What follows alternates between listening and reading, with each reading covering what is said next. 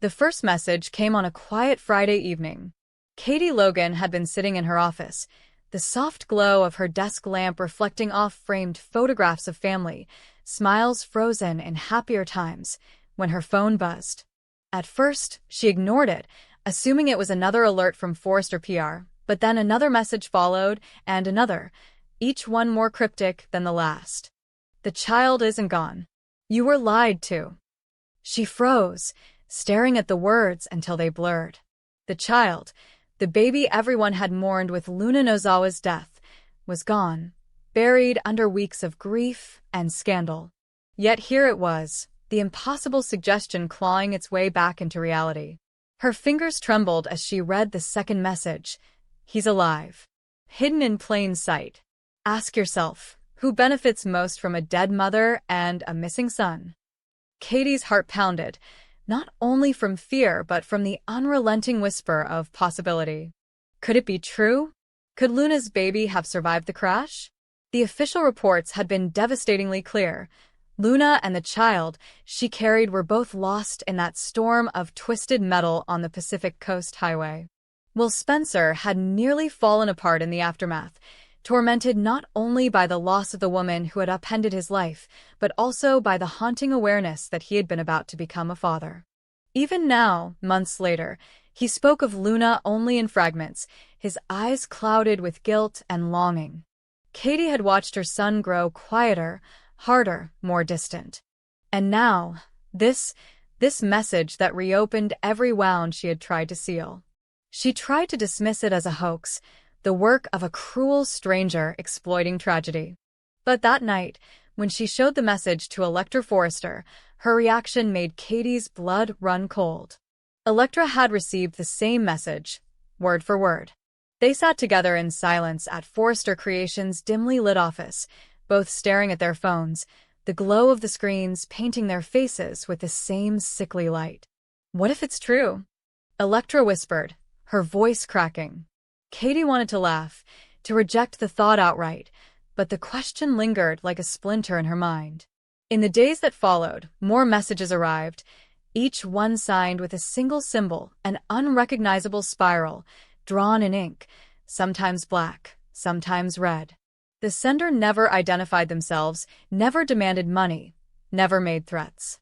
Instead, they sent fragments, photographs of a crib in a shadowed room, a blurred image of a woman holding a baby, a hospital wristband with Luna's name half visible beneath smudged ink. The images were grainy, but specific enough to feel real. The spiral symbol appeared in each, carved into the wooden crib, scratched into a window pane, even faintly drawn on the child's blanket. It was no longer a random prank, it was a pattern. Katie's instincts as both a mother and a journalist took over. She began to dig quietly, reaching out to old contacts, reviewing the coroner's report, calling hospitals up and down the coast. Every record she found pointed to the same conclusion. Luna Nozawa had died instantly. The baby never delivered. Yet inconsistencies began to surface. The ambulance logs missing a timestamp, the attending physician's signature that didn't match his other records, the hospital staff rotation mysteriously redacted from public access. Each detail, alone, was meaningless. Together, they formed a riddle that refused to fade. Electra, meanwhile, found herself spiraling in her own way. Unlike Katie, whose suspicion was tempered by experience, Electra's curiosity burned recklessly. She had been close to Luna in the final months, drawn into her orbit through Will's volatile affair. She had seen Luna's paranoia, the way she flinched at unknown numbers, the quiet dread that clouded her smile. "They're watching," Luna had said once, her eyes darting toward the windows. At the time, Electra had dismissed it as anxiety brought on by pregnancy and scandal, but now, remembering it, she felt a chill settle in her bones. The investigation drew them deeper into shadows they didn't realize existed. Katie found an old email Luna had sent the night before the crash, an unsent draft buried in a cloud backup. It read like a confession. "If something happens to me, don't believe it. There's more to this. I can't tell you who yet, but they're closer than you think. Protect him." The message ended abruptly, unfinished. Who was him? The child? Will? Or someone else entirely? The ambiguity was maddening. Katie printed it, stared at it for hours, and then decided to show it to Bill Spencer. Bill's reaction was unexpected. He didn't question how she had found it, didn't accuse her of chasing ghosts. Instead, he went pale, as if he'd already considered the possibility. When she pressed him, he admitted that one of his private security teams had intercepted strange activity near the site of Luna's crash weeks after the cleanup, a series of power surges and camera interference that suggested someone had been there again. At the time, he dismissed it as vandals, but now, the pieces began to align. Someone had returned to the crash site. Someone who didn't want Luna's story to end. Electra's own search led her to something darker. She tracked down one of Luna's old friends, a woman named Harper, who worked briefly at the same art gallery where Luna had curated exhibitions before her relationship with Will. Harper revealed that Luna had become obsessed with a man she referred to only as the Collector. She said he was dangerous, that he owned people the way others owned paintings, that he wanted something from her, something she couldn't refuse. Harper dismissed it as paranoia, but when Electra showed her the spiral symbol from the text messages, Harper went white. She drew that, she whispered. Over and over again. She said it was his mark. From that moment, everything changed. The narrative shifted from tragedy to conspiracy. Luna hadn't just died in a random accident. She had been running from someone, maybe something. The question wasn't just whether her baby was alive, but whether the entire accident had been staged. Katie, armed with her reporter's precision, began piecing together the possible motive.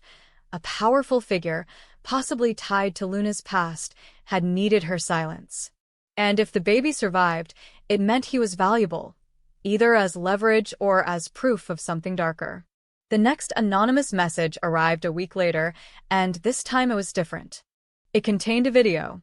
The footage was grainy, shaky, filmed from what looked like a surveillance camera in a small house. A woman's hand, slender, trembling, appeared in the frame, rocking a cradle. A baby's faint cry echoed through the audio. Then came the voice, distorted but eerily familiar. He's safe. For now. The camera panned for a brief second, catching a glimpse of the spiral carved into the wall behind the cradle before the feed cut to black. Katie could no longer dismiss it as coincidence. She turned to Bill again, demanding access to his security resources. But Bill, ever the strategist, urged caution. If someone's gone this far to hide the truth, he warned, they won't stop just because you've started looking. He wasn't wrong. Within days, Katie noticed strange cars parked near her home, unfamiliar faces at the office. Electra's email was hacked, her phone wiped. Someone was watching them now. The hunters had become the hunted. Then came the breakthrough, buried in a hospital archive in Monterey. A transfer record, dated the night of the crash, listed an unidentified female patient brought in under Luna's blood type, but the patient was transferred hours later to a private clinic, her name replaced by the initials MC, the doctor on file? A DR. Marlo Carter, a name that sent a shock through both women. Carter was Sheila's cousin, a reclusive geneticist who had once been accused of falsifying death certificates for private clients. The connection was too strong to ignore. If Marlo had taken the patient, it meant Luna's death had been fabricated. Electra and Katie drove north under cover of night, their nerves frayed, but their determination unshaken. The clinic was hidden deep in the redwoods, its gates locked, its windows dark. But when they finally broke in, what they found wasn't Luna. It was a nursery. Empty now, but filled with traces of recent life. A pacifier on the floor. A blanket embroidered with an unfamiliar crest. And on the wall, once again, the spiral, larger this time, painted in red, with words scrawled beneath it. He's not yours. He never was. Katie's knees nearly gave out. The implication was staggering. The baby, Luna's baby, might not belong to Will after all. If Luna had been hiding from the Collector, perhaps the child's father was someone else entirely, someone powerful, someone who would stop at nothing to reclaim him. But who? That question haunted them long after they returned to Los Angeles. Bill's investigators turned up fragments of information, offshore accounts, erased birth records, an anonymous trust fund that had begun funneling money into an undisclosed guardian's account shortly after Luna's death. Whoever controlled those funds had connections deep enough to make entire people disappear. Then came one final message. No picture, no signature, just 3 words: "She's coming back." The world seemed to stop. Katie read it aloud to Electra, her voice trembling. Could it mean Luna was alive? That she had orchestrated everything, the crash, the disappearance, even the messages, as part of a larger plan to protect her child from whoever the collector was? Or was someone using her memory to manipulate them into a trap? The following days blurred into a fever of uncertainty. Every shadow felt sentient, every phone call a threat. Yet somewhere in that chaos, Katie felt a strange, quiet conviction forming.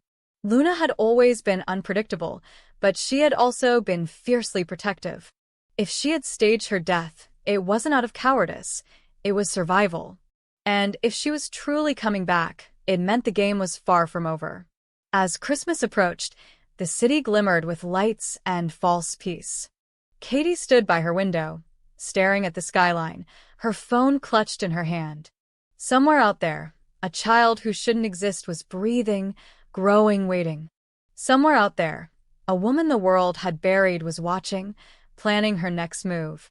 And in that moment, Katie realized the truth that had been staring at her all along. The messages were not threats or confessions. They were warnings. Someone wanted her and Electra to uncover the truth. Someone wanted them ready. Because whatever Luna was running from, it hadn't ended with her death. It was only just beginning. The story of the bold and the beautiful had always been about love, betrayal, and the blurred lines between salvation and ruin. But this time, the stakes were higher. Because now, in a world built on beauty and deception, a single unanswered question could destroy them all. Who is holding Luna's child, and what will happen when she finally comes to take him back? It began with a single message, short, almost innocuous at first glance. Do you remember the tide that night? Will Spencer read it half a dozen times before he understood what it was asking? There was no number, no name, no profile image, only the words and an uneasy familiarity in their phrasing, as if they came from a place that had been buried too deep to ever surface again. The beach. The night Luna came to find him. The night she disappeared into the waves and into the silence that followed. No one but him knew the details of that conversation, of the way the wind drowned their voices, of the words he threw at her in anger, or of the terrified look in her eyes when she turned away. And yet somehow someone did. The first few messages arrived days apart, each one more pointed, more intimate. You told her she was poison. Then, she begged you to listen. And later, you watched her walk away. Will stopped sleeping. His mind spiraled into the same dark loop each night, reliving that evening as though it were happening in real time. The sound of Luna's sobs had haunted him even before these messages began, but now they became sharper, clearer, like echoes rising through water. He tried to convince himself it was a cruel prank, someone exploiting the tragedy that had already broken his family apart, but the specificity of the words told another story. Whoever was sending them knew what happened on that beach, down to the cadence of Luna's final sentence. You'll regret this, Will. You'll see what guilt feels like. The first person to notice the change in him was Katie. She had seen her son lost before, through heartbreak, through scandal, through the suffocating pressure of growing up in the shadow of the Spencer legacy, but never like this.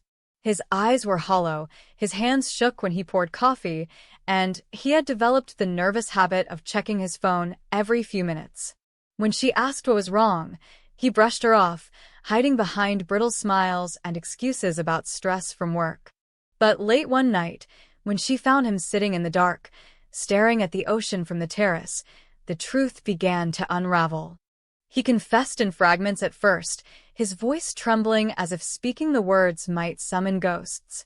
He told her about the messages, about the way each one mirrored his own thoughts, about the beach, the argument, the storm, the way Luna had clutched her jacket like armor before turning to run. "I didn't mean what I said," he murmured, his voice breaking.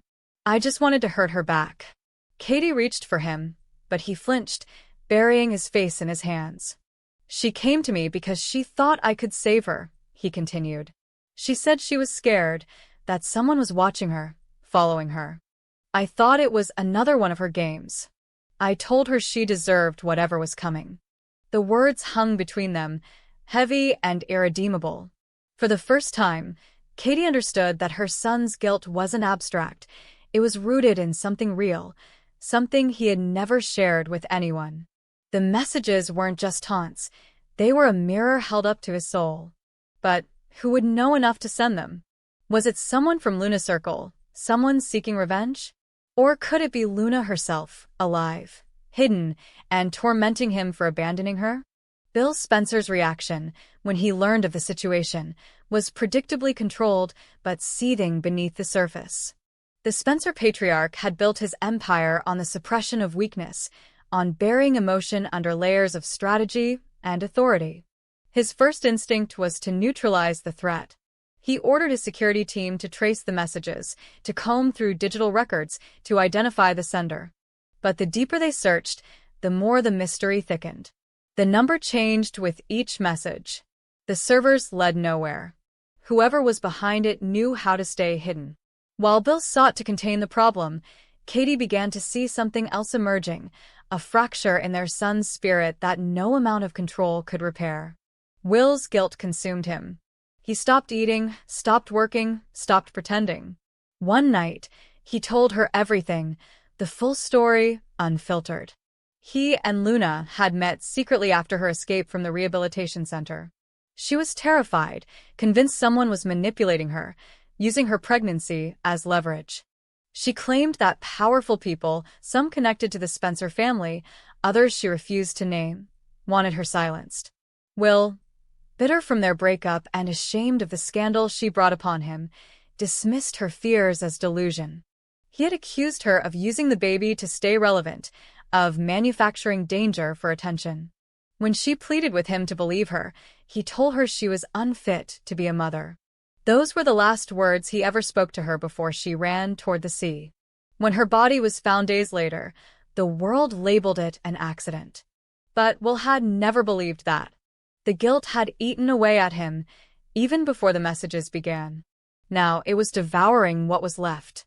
He told Katie he heard her voice sometimes, soft, accusatory, echoing in the sound of the waves outside his window. "She wanted help," he said, his eyes vacant. "And I turned her away. That's why this is happening. Someone wants me to remember." Katie was torn between fear and instinct.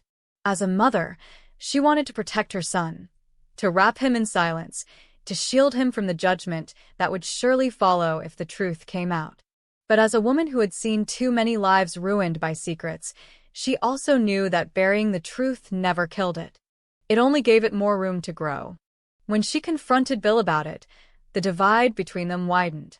He insisted on damage control, on silencing the story before it reached the press, before the world saw another Spencer scandal splashed across headlines. But Katie couldn't bear the thought of protecting their reputation at the cost of their son's sanity. Meanwhile, the messages escalated. No longer just reminders, they became demands. Tell the truth. She didn't die alone. The child deserves more than silence. Each new notification set Will trembling. He began to suspect everyone, friends, colleagues, even family. The paranoia gnawed at him, but beneath it was something worse, the creeping suspicion that the sender might not be a stranger at all. The phrasing, the rhythm of the words, it felt like Luna. Could she have survived the crash and staged her own death? Or was someone impersonating her, using her voice to break him apart piece by piece? Katie tried to reason with him, to suggest counseling, but Will refused. "You don't understand," he told her one night. "She's right. I destroyed her. I said things no one should say to another human being. And now this is her way of making me see." He was convinced that the messages were justice, not cruelty. Each text was a step toward penance. The tension within the Spencer family reached a breaking point. Bill's empire, so carefully managed, began to show cracks. The media caught wind of Will's erratic behavior, and whispers of a hidden scandal began to circulate. Behind closed doors, the Spencers argued about the same impossible question: what mattered more, the truth or the preservation of their name? Liam and Wyatt urged compassion, arguing that Will needed space and therapy. Bill, unyielding, believed in containment. "We can't let emotion destroy us," he said. "Not again." But Katie, standing alone in that boardroom full of men, saw what none of them did: the cost of silence. As Will's condition worsened, Katie decided to trace the messages herself. Late one night, she followed a digital breadcrumb left by accident, a temporary IP address pinging from a coastal town miles north of Los Angeles. She drove there without telling anyone, the road winding along cliffs that shimmered with the memory of the night Luna died. When she arrived, the signal led her to an abandoned beach house. Inside, the air was heavy with salt and decay. Dust coated the furniture, but one room was different, cleaner, almost lived in. On the table sat a phone, its screen cracked, its battery nearly dead. The wallpaper was a photograph of Luna, smiling faintly beneath a golden sunset. Katie's breath caught. Someone had been here recently. She scrolled through the phone, her fingers trembling, and found drafts of messages that had never been sent. Some matched the ones Will had received. Others were different, softer, almost maternal. "He needs to know. I can't stay silent anymore." And then one that froze her blood. "Tell him I forgive him." Before she could process it, she heard a noise outside, the soft creak of a floorboard. She turned, expecting an intruder, but saw no one. Only the door swinging gently in the wind. When she returned home that night, she said nothing to Will. But her silence was different now, heavier, informed by something she couldn't yet name. She had begun to believe that Luna might still be alive. The revelation fractured the family beyond repair. Bill accused Katie of indulging fantasy, of letting grief cloud her judgment. Will, however, clung to it like salvation. If Luna was alive, then there was still a chance to make things right. But as days passed, hope turned to obsession. He started replying to the messages, pleading for answers. "Where are you? Let me see you. I'll do anything." The responses were cryptic. "Not yet. When you're ready." The truth must come first. The psychological toll was immense. Will began isolating himself, convinced that someone in the Spencer family was involved in Luna's disappearance. He accused his father of covering it up, his mother of protecting him from a truth too painful to face. In his mind, everyone was complicit. Katie tried to reach him, to bridge the widening gap, but he had retreated into a world of paranoia and regret. Then came the night of his breakdown. He stormed into the family estate, phone in hand, shouting that he had proof. He showed them a video, a grainy clip of a woman walking along the shore, her face hidden by shadows, but her posture unmistakable. "It's her," he said, voice trembling. "Luna's alive." Bill dismissed it as doctored footage, but Katie saw the flicker of recognition in her son's eyes. The woman turned toward the camera just before the clip ended, and though her features were obscured, her voice carried through the static. "You left me there, Will. But I'm still waiting." The fallout was immediate. The press got hold of the story, spinning it into a web of speculation, rumors of cover-ups, of Spencer's secrets buried beneath waves and wealth. The family fortress that had stood untouchable for decades now teetered on collapse. But amid the chaos, one question remained: was Luna truly alive, or had guilt driven Will to create a ghost out of memory and remorse? Katie found herself torn between love and truth. She wanted to believe Luna had survived, that there was a chance to undo the past. But she also saw the danger in chasing ghosts.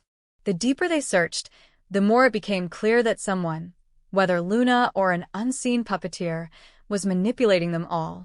Each revelation blurred the line between justice and madness, between love and punishment. In the end, the Spencers faced the very question that defined them. Would they protect the family name, or would they let the truth destroy it? Bill chose silence, sealing records, paying off investigators. Katie chose compassion, refusing to let her son bear the burden alone.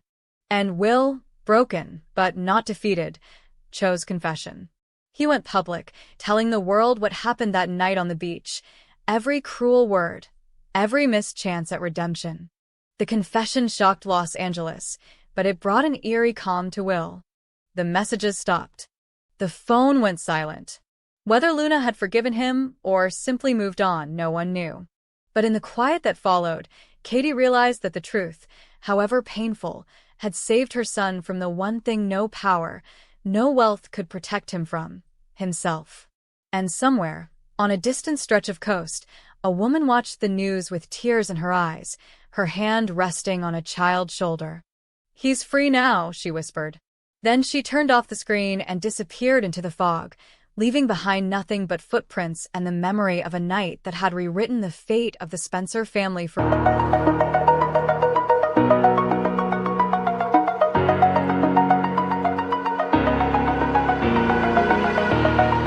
Oh,